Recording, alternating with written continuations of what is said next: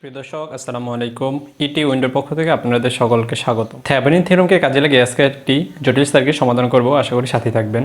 এখানে একটি প্রশ্ন দেওয়া আছে এবং বলা হয়েছে যে নিচের সার্কিটের 10 ওহমের মধ্যে দিয়ে প্রবাহিত কারেন্ট বের করো। অর্থাৎ এই একটা সার্কিট এবং 10 ওহম হচ্ছে এই রেজিস্ট্যান্সকে বোঝানো হয়েছে। এই রেজিস্ট্যান্সের মধ্যে প্রবাহিত কারেন্ট নির্ণয় করতে বলছে। থেভেনিন থিওরেমকে কাজে লাগিয়ে কোনো জটিল সার্কিট সমাধানের কতগুলো সমাধান কৌশল আমরা জেনেছিলাম। তার মধ্যে প্রথম যে সমাধান কৌশলটি ছিল সেটা হচ্ছে যে রেজিস্ট্যান্সের বা লোডের মধ্যে দিয়ে প্রবাহিত কারেন্ট নির্ণয় করব, সেই লোডটিকে আগে খুলে নিতে হবে। তো আমি আগে খুলে নিলাম, যেহেতু এই রেজিস্ট্যান্সের মধ্যে প্রবাহিত কারেন্ট নির্ণয় করব, তাই এই রেজিস্ট্যান্সটি আমি খুলে নিলাম। তখন সার্কিটটি হবে এরকম।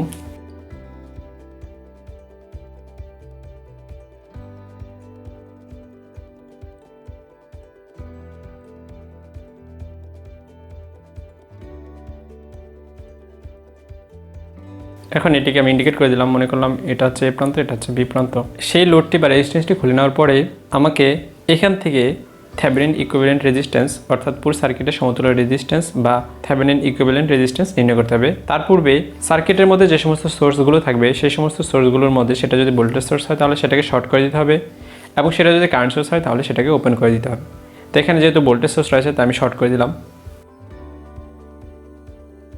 এখন সম্পূর্ণ সার্কিট একটি রেজিস্টিভ সার্কিটে পরিণত হয়ে গেছে। নর্মালি সিরিজ প্যারালাল সার্কিটের সমতুল্য রেজিস্ট্যান্স আমরা যেভাবে বের করে থাকি ঠিক সেভাবেই আমরা এই সার্কিটেরও সমতুল্য রেজিস্ট্যান্স নির্ণয় করব, এবং সেইটার নাম হবে থেভেনিন ইকুইভ্যালেন্ট রেজিস্ট্যান্স বা থেভেনিন সমতুল্য রেজিস্ট্যান্স। প্রিয় দর্শক, এর আড়াআড়িতে সমতুল্য রেজিস্ট্যান্স নির্ণয় করব। এখান থেকে এই দুইটা রেজিস্ট্যান্স পরস্পরের সাথে প্যারালালে রয়েছে এবং এই দুইটা রেজিস্ট্যান্সও পরস্পরের সাথে প্যারালালে রয়েছে, আবার এই দুইটার সাথে পরস্পরের সাথে সিরিজে রয়েছে। আর টেস্টটা হবে তখন এরকম। ক্যালকুলেটরের মাধ্যমে আমি এই সমাধান করতে পারি। প্রথমে ক্যালকুলেটরকে অন করে নেব, তারপরে দেখব এই দুইটা পরস্পরের সাথে প্যারালালে রয়েছে। তো প্যারালালে থাকলে তো অবশ্যই ব্রেকেট দিতে হবে, তারপর 3 inverse plus 5 inverse bracket close inverse, এতটুকুর কাজ শেষ। এরপরে আছে প্লাস, এই প্লাস অনুরূপভাবে এই দুইটা পরস্পরের সাথে প্যারালালে রয়েছে যেহেতু, ঠিক সেইভাবেই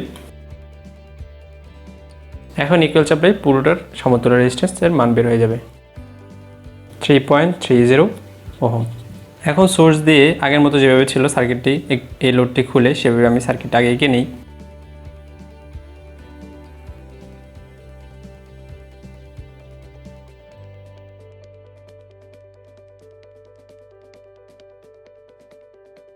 থেভেনিন ইকুইভ্যালেন্ট রেজিস্ট্যান্স বের করার পরে তৃতীয় যে কৌশলটি বা নিয়মটি ছিল সেটা হচ্ছে যে লোড বা রোধের মধ্যে যে প্রবাহিত কারেন্ট নির্ণয় করব সেই লোড বা রোধের সাথে সংশ্লিষ্ট লুপে KVL অ্যাপ্লাই করতে হবে। তো এই রোধের বা লোডের যেহেতু কারেন্ট নির্ণয় করবো অর্থাৎ এর মধ্যে প্রবাহিত কারেন্ট নির্ণয় করবো, তো এর সাথে সংশ্লিষ্ট লুপ বা বদ্ধবর্তনী হচ্ছে এই লুপটি, অর্থাৎ এই লুপটি। এখন এই লুপের মধ্যে KVL অ্যাপ্লাই করতে হবে। তো KVL এর সূত্র থেকে আমরা জানি যে কোনো বদ্ধ বর্তনী বা লুপের অর্থাৎ এই লুপের মধ্যে সোর্সের ভোল্টেজ এবং ড্রপকৃত ভোল্টেজের বীজগাণিতিক যোগফল 0। এখানে যেহেতু সোর্স নাই, এই লুপের মধ্যে কোথাও সোর্স নাই, কিন্তু এর মধ্যে রেজিস্ট্যান্স রয়েছে অর্থাৎ এর মধ্যে ড্রপকৃত ভোল্টেজ রয়েছে।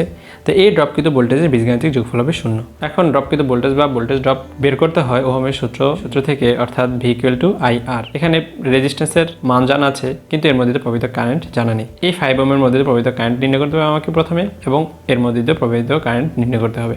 এই সোর্স থেকে কারেন্ট পজিটিভ প্রান্ত থেকে বের হয়ে এখান পর্যন্ত আসবে, আসার পরে নেগেটিভ প্রান্তেই চলে আসবে। এখানে আর কারেন্ট যাবে না, এই সোর্সের কারেন্ট এখানে আর যাবে না, কারণ এখানে যদি যায় ফেরার কোনো পথ নেই। কারেন্ট পজিটিভ প্রান্ত থেকে নেগেটিভ প্রান্তে আসার জন্য এই পথ দিয়ে এখানে আসবে, আসার পরে এদিকে আর যাবে না, এদিকে গেলে নেগেটিভ প্রান্তে আসার আর কোনো পথ নেই, অর্থাৎ কারেন্ট এখান থেকে এই প্রান্তে আবার চলে আসবে। তার মানে এই রেজিস্ট্যান্সের মধ্যে দিয়ে শুধুমাত্র এই সোর্স থেকে প্রবাহিত কারেন্টই বের হবে, এবং এই রেজিস্ট্যান্সের মধ্যে দিয়ে শুধুমাত্র এই সোর্সের প্রবাহিত কারেন্টই প্রবাহিত হবে।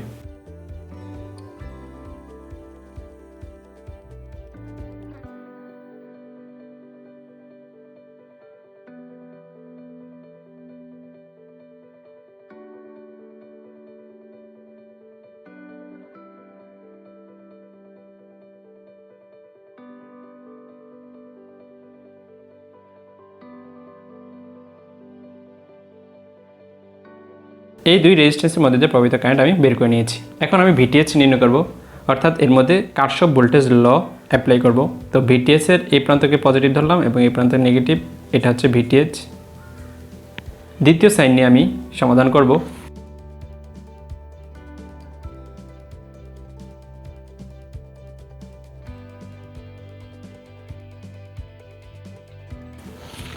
এখন এখান থেকে আমি মান বসিয়ে ভিটিএস বের করে নেব।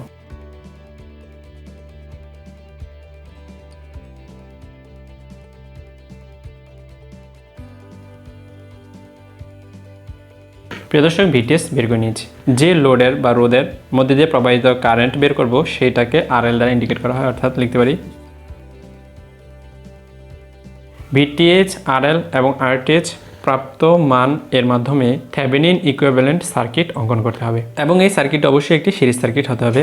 অর্থাৎ সার্কিট হবে এরকম,